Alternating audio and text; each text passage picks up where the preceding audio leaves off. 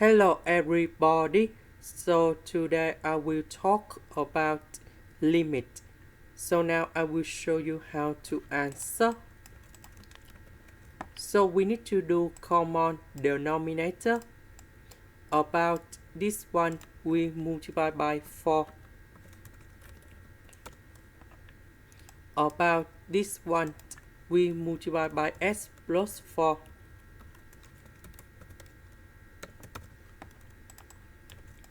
Now we need to combine two fractions in here.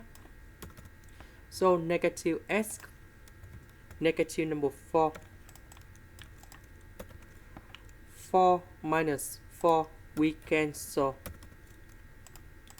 X divided by x we cancel.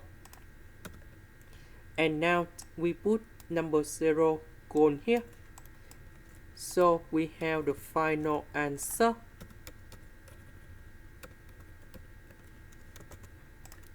This is the end. Thank you for watching.